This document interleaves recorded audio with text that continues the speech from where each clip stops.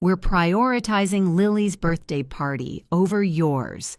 Mom Laura said breezy, as if she hadn't just told me my life could be postponed.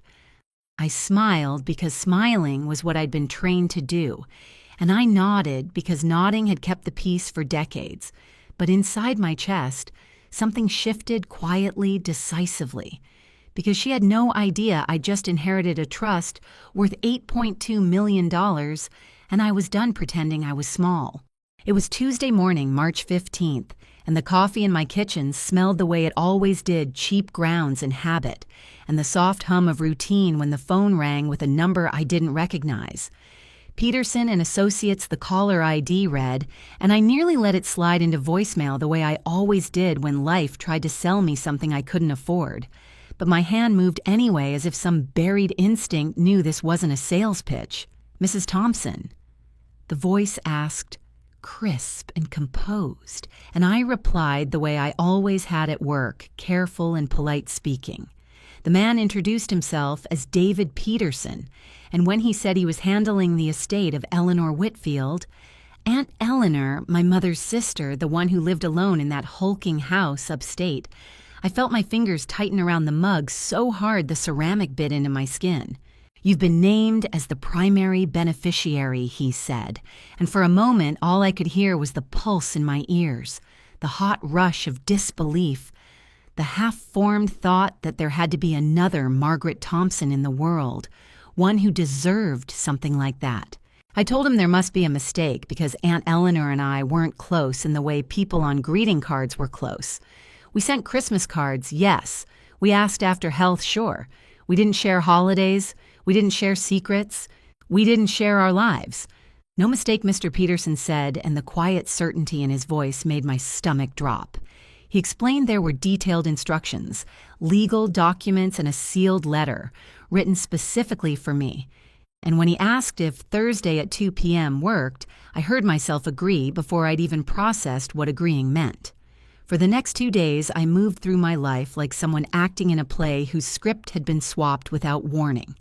I went to work at the high school, filed paperwork, answered phones, smiled at students, nodded at teachers, and the entire time my mind kept circling the same thought like a bird trapped inside a room. Why me? By the time Thursday arrived, I felt underdressed before I even left the house, standing in front of the mirror in my sensible blouse and modest cardigan, the uniform of a woman who had learned not to draw attention. The law office sat inside one of those glass towers downtown that reflected the sky like it was proud of its own height, and the lobby smelled like polished stone and money. Mr. Peterson was younger than I expected, early 40s, maybe wire-rimmed glasses, kind eyes, and he greeted me with a gentleness that made me suspect he already knew how disorienting wealth could feel to a woman who had spent years calculating grocery totals in her head. He opened a thick file and spoke about Aunt Eleanor, about how she never married, had no children, and had made very shrewd investments over the past 2 decades, as if he were describing a character in a novel, rather than the strange woman my family called difficult whenever her name came up. Then he slid a document across the desk, and I read the number once, twice, 3 times, my brain refusing to accept it like a locked door refusing to open. $8,200,000 in liquid funds, the house, and a portfolio of stocks that were, according to him, performing exceptionally well, all of it totaling $8.2 million a number. So large it didn't feel like money, so much as it felt like an alternate universe. I heard myself whisper, "This can't be right," and he replied, "It's quite right," in the same calm tone he might have used to tell me the sky was blue. Then he handed me an envelope with my name written in Aunt Eleanor's spidery, impatient handwriting, and the moment my fingertips touched it, something inside me went tender.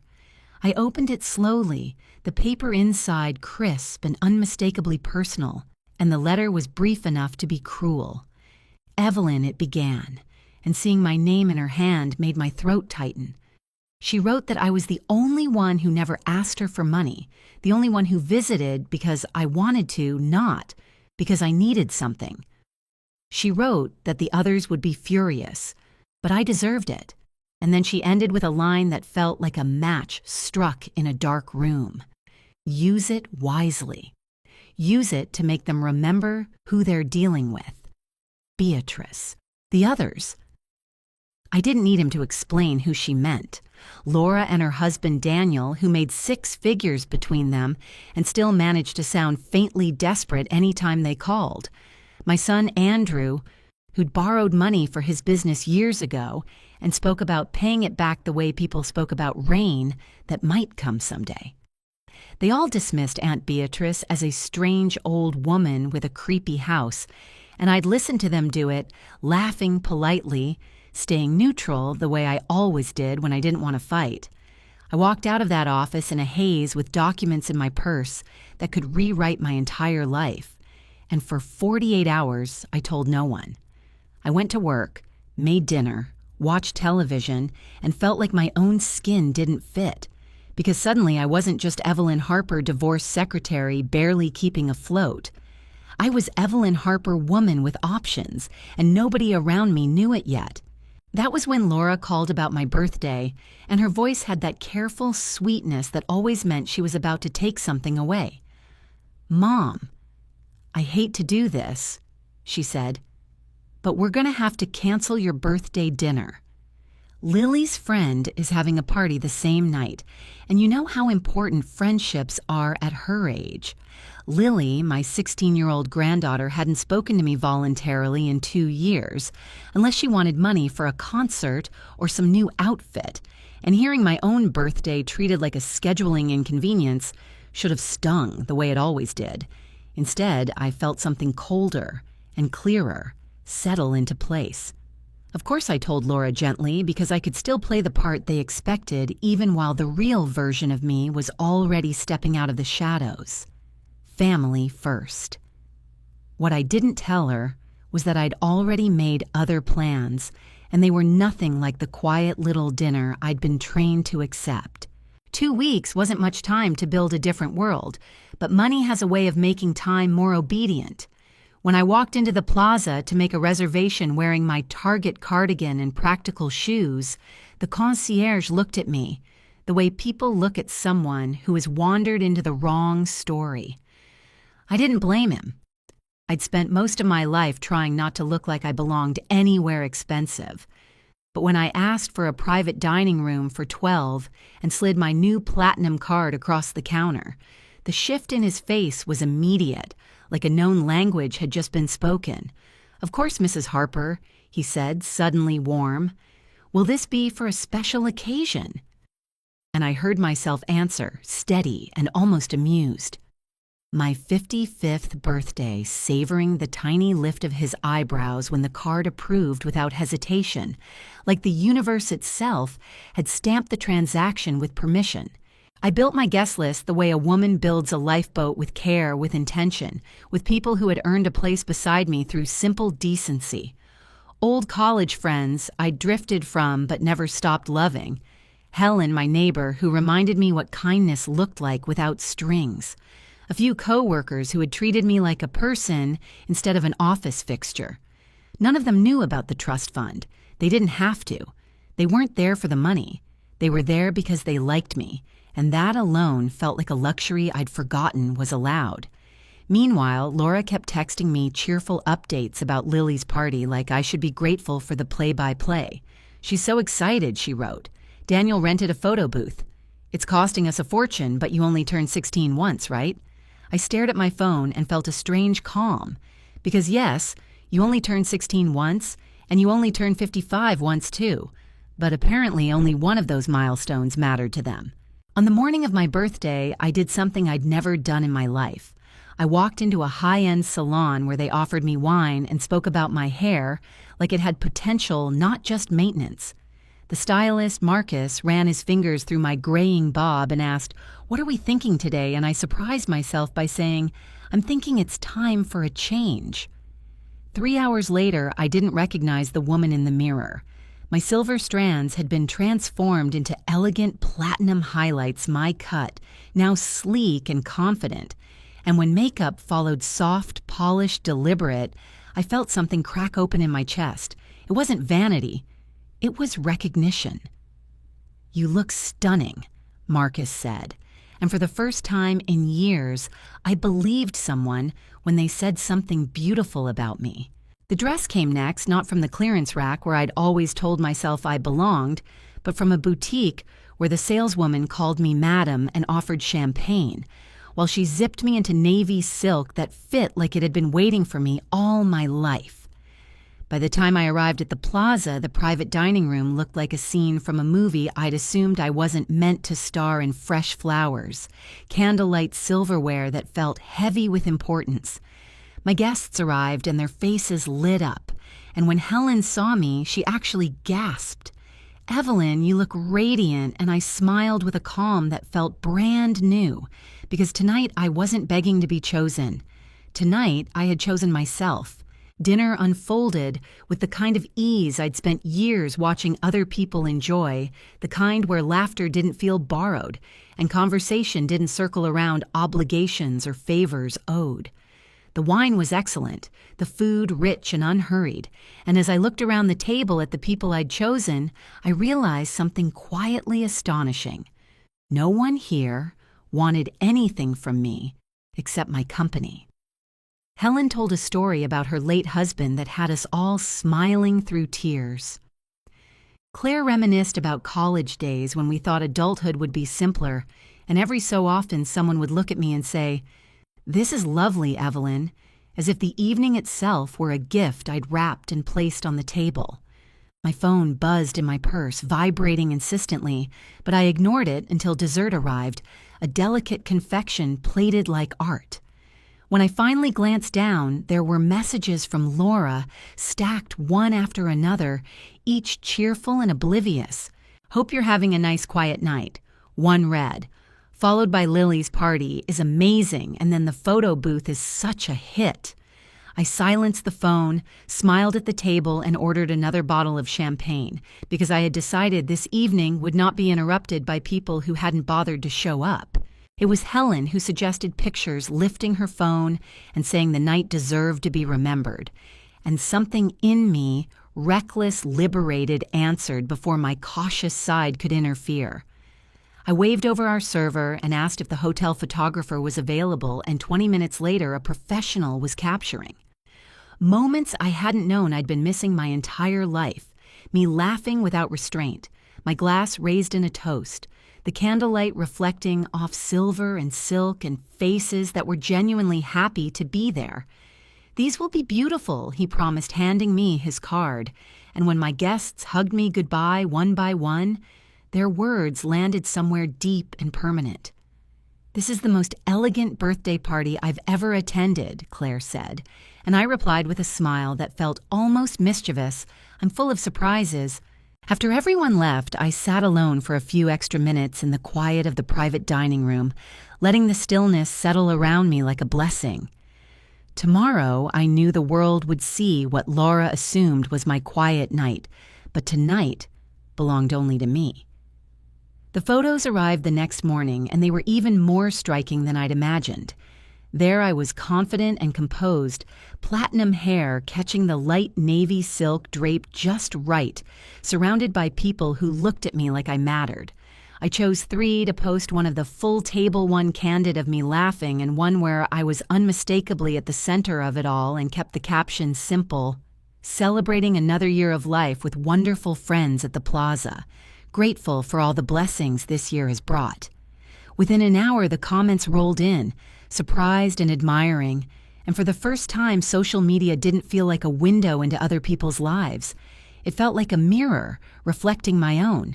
Laura called before noon, her voice tight with something that sounded dangerously close to panic. "Mom, I just saw your pictures," she said, and I could practically hear her scrolling through them again. I replied lightly, "Oh, good. I thought they turned out nicely," and when she asked how I could afford something like that, the question hanging heavy between us, I let the silence do its work before answering. I had dinner there for my birthday. She pressed confused now, asking who those people were, how I even knew them, and I said simply, "Friends enjoying the unfamiliar power of not explaining myself." When she asked if she could come over, I told her tomorrow would be better, because I was busy meeting with my financial advisor, and the pause that followed was long enough to tell me exactly what she'd heard. After I hung up, I made myself coffee and smiled because Phase 1 had worked exactly as I'd hoped. Andrew called next.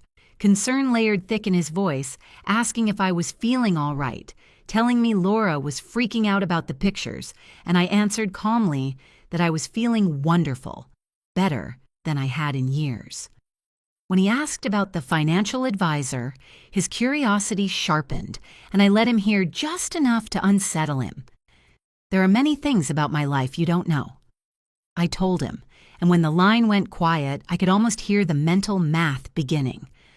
By mid-afternoon, the doorbell rang, and there stood Laura and Daniel sitting stiffly on my couch, moments later like they were visiting someone contagious.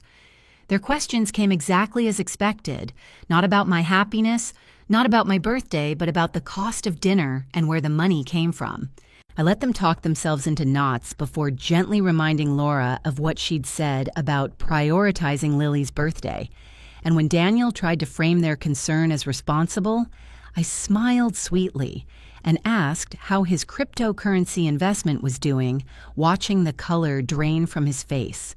The weekend dissolved into chaos, just as I'd anticipated, calls and messages circling the same anxious theme, until I called a family meeting for Tuesday evening. When they arrived armed with folders and worry, I served the same coffee and cookies I always had and listened as they finally said the quiet part out loud, asking how I could afford a $4,000 dinner on a secretary's salary. I told them calmly that they'd never once asked about my finances unless they needed something, and when the truth finally surfaced that they'd come hoping I might help refinance their house or fund another venture, I laid the numbers out in front of them. $41,700. That was what they owed me, money I'd given out of love without conditions. The Bank of Mom is closed, I said, and the silence that followed was absolute. When Lily showed up a few days later, sent or not, she surprised me by cutting straight through the confusion. "Are you rich?" she asked. And when I explained the truth about her parents borrowing, she absorbed it with a clarity that humbled me. "Good for you, Grandma," she said. When I told her I was done lending, and when she asked about the Plaza dinner, her eyes lit with genuine curiosity, not entitlement. We sat together, scrolling through the photos, and when she said I looked happy in a way she'd never seen before, something in my chest loosened.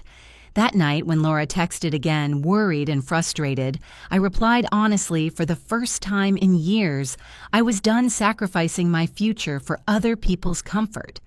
The message was harsh, yes, but it was also true, and as I set my phone down, I realized there was no going back to the woman who'd been grateful for scraps. Something irreversible had begun. Saturday morning arrived with a decisiveness I hadn't felt in years, and when Laura called insisting we needed another family conversation, I surprised us both by telling her I was busy. She demanded to know doing what, and I answered honestly that I was going car shopping, which landed with the kind of stunned silence that usually followed bad news. My sedan was only 3 years old, she protested, practical and reliable, and I told her that was precisely the problem. When they showed up anyway at 2 p.m., Andrew, Laura, Daniel, and Andrew's girlfriend Sophie all wearing the same strained expressions, I let them in because curiosity had replaced guilt. Laura began with an apology that felt rehearsed, acknowledging they'd taken my generosity for granted.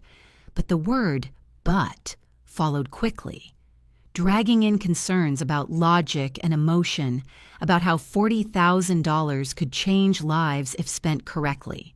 I listened quietly until it became clear they weren't worried about me wasting money so much as they were worried I was no longer available to fund their plans.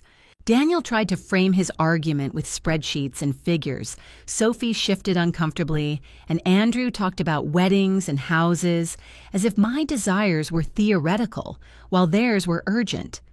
When I pointed out that my wants were always labeled frivolous, while theirs were framed as investments, Sophie spoke up softly, saying it wasn't fair, And for the first time, someone in that room acknowledged what I'd been feeling.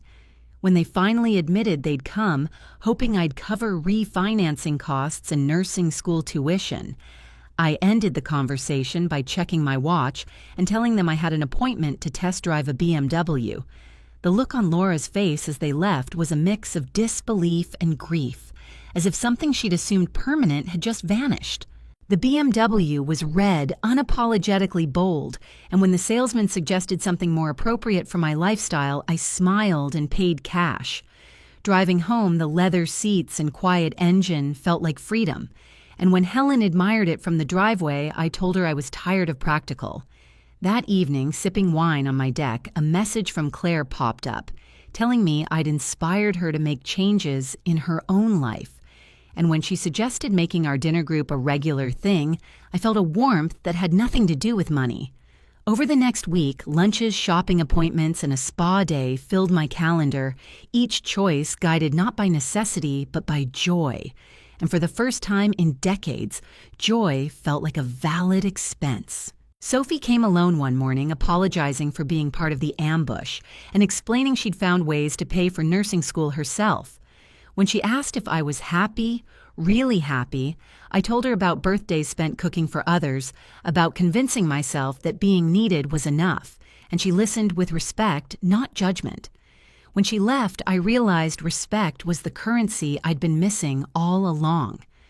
That afternoon, I called Samuel Reed and asked about setting up trusts for Lily's education and safeguards for my own future. And as he spoke about numbers that no longer frightened me, I felt grounded rather than overwhelmed. The meeting with Samuel clarified just how much my life had shifted.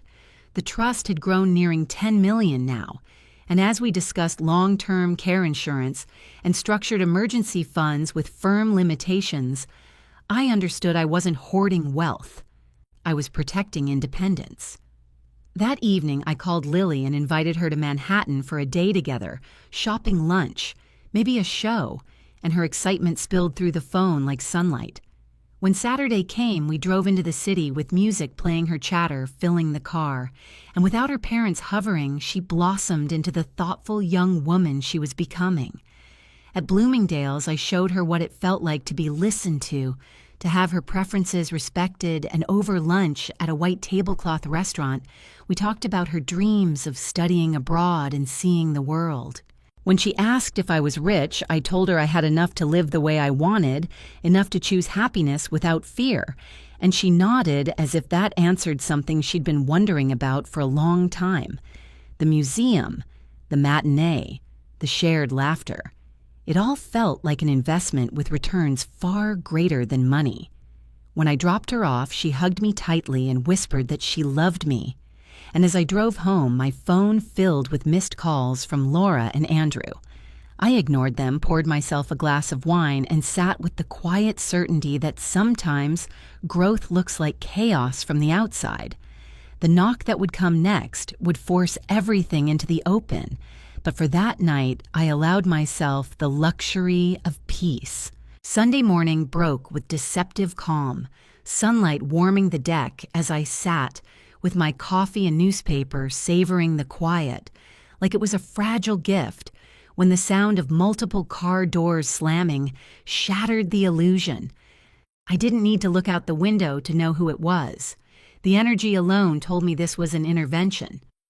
When I finally opened the door, Laura stood front and center with Daniel beside her, Andrew and Sophie hovering just behind all four, wearing expressions that mixed worry, frustration, and something sharper, calculation. They filed into my living room and arranged themselves like a committee, Laura clutching a folder, as if paperwork could still give her authority over my life. She began without pleasantries, saying they were concerned about my recent spending patterns, citing numbers Lily had innocently shared, warning that this behavior was irresponsible for someone on a fixed income. And I felt a laugh bubble up, not from humor, but from the absurdity of it all. They spoke over one another, presenting assumptions as facts, explaining how even disciplined saving couldn't justify what they believed I was spending. And when Laura said she was worried I'd run out of money and become their responsibility, the The truth finally surfaced in full. I listened quietly, then asked what they thought would happen if I needed care someday, and Laura replied that of course they'd help, but they'd need to plan for it as if my life were a liability on their balance sheet. That was the moment I stood up, walked to my desk, and handed Laura Samuel Reed's card, telling her to call him because the assumptions they were making were incomplete. I told them it didn't matter whether I had $4 or $4 million, my money was mine, and I was done justifying my choices to people who only showed interest when it affected them. When the number 4 million hung in the air unconfirmed but unmistakable, I watched their faces change curiosity, overpowering restraint. They left without another word, but I knew they would call. Curiosity has gravity. Samuel confirmed it 2 days later, telling me they'd come to his office stunned by the scope of the trust and immediately asked about accessing funds for family emergencies. I nearly choked on my coffee when he told me that then thanked him for enforcing the boundaries we'd discussed. That evening, Laura came alone, smaller, somehow stripped of the certainties she'd worn like armor. She apologized without qualifiers this time, admitting her first thought hadn't been relief for my security, but calculation, and when she asked if I still loved them, I told her the truth that love wasn't the problem, entitlement was. We talked quietly about Aunt Beatrice, about independence, about the difference between deserving and needing, and when Laura promised to stop asking for money, I told her we'd have to see if actions could carry that weight. In the weeks that followed, something unexpected happened. With money removed from the center of every interaction, my family had to relearn how to be with me. Andrew came by to show me photos of Sophie's graduation, proud that she'd paid her way. Daniel called to share news of a promotion without asking for help. Lily spent afternoons with me talking about school and life, no longer measuring affection in dollars. On my 56th birthday, they threw me a party, not extravagant but thoughtful, filled with food, laughter, and a handmade album of memories that reminded me I'd been more than a bank long before I ever had money. Driving home that night in my red BMW, I thought about Aunt Beatrice's letter and how right she'd been. The inheritance hadn't changed who I was. It had revealed me. I was Evelyn Harper, no longer defined by sacrifice alone, but by choice, by boundaries, by the quiet strength of knowing my worth. If this story resonated with you, if you've ever learned that self-respect sometimes arrives disguised as disruption, take a moment to share and subscribe, and tell me in the comments where you're watching